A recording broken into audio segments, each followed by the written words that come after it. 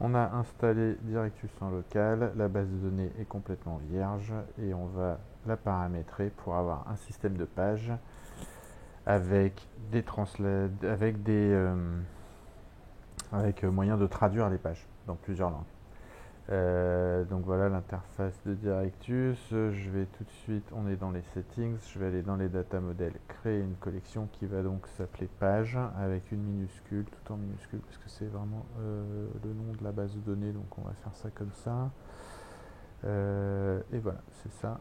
Hop, dans un vrai exemple de site, on cocherait tout, je pense, pour que les utilisateurs puissent choisir un statut publié ou pas, qu'on puisse ordonner les pages dans un certain ordre et puis qu'on ait des traces de qui l'a updaté quand.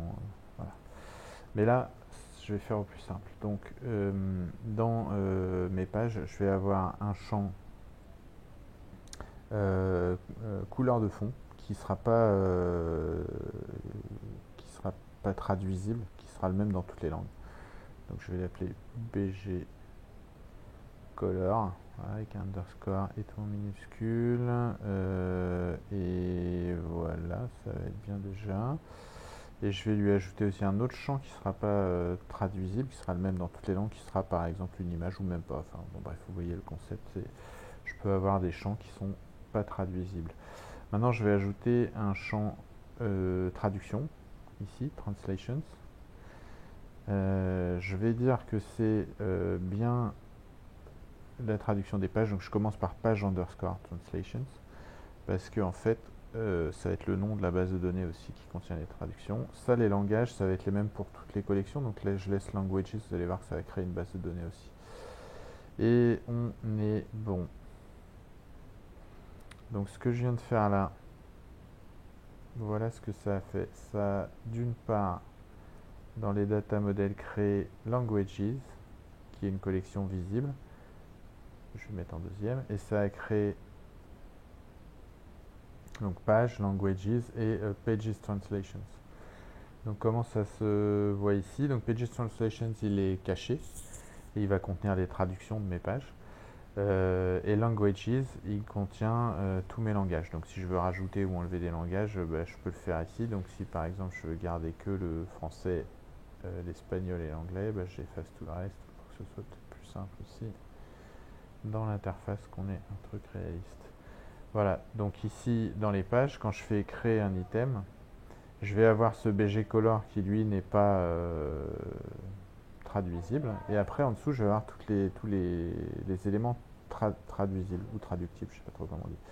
Sauf que là pour l'instant, j'en ai pas mis. Donc on va commencer par éditer dans le data model les pages translations. Et là, on va y mettre tous les champs de mes pages qui sont multilingues. Voilà, c'est pas traduisible, c'est multilingue.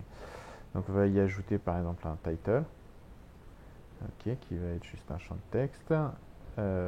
Et on va y ajouter un WYSIWYG qui va être un texte. Voilà, ça c'est bon.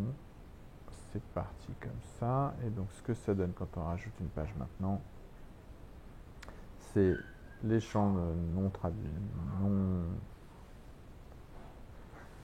putain, je n'arriverai pas, non traduisibles. Et là, les champs qu'on va pouvoir traduire, multilingues. Donc là, par exemple, si je mets test, là, on voit que je suis en train d'éditer pour le US, d'accord, pour l'anglais. Et là, texte US, d'accord, title US. Et là, ce qui est intéressant, c'est qu'ici, je vais pouvoir changer, dire, attends, la version espagnole. Donc là, ça va être title ES et texte ES. Voilà. Et si on veut, on peut même les avoir côte à côte. Voilà. Donc title US, texte US, etc. Je vais sauvegarder ma page et voilà, j'ai une page qui est donc multilingue.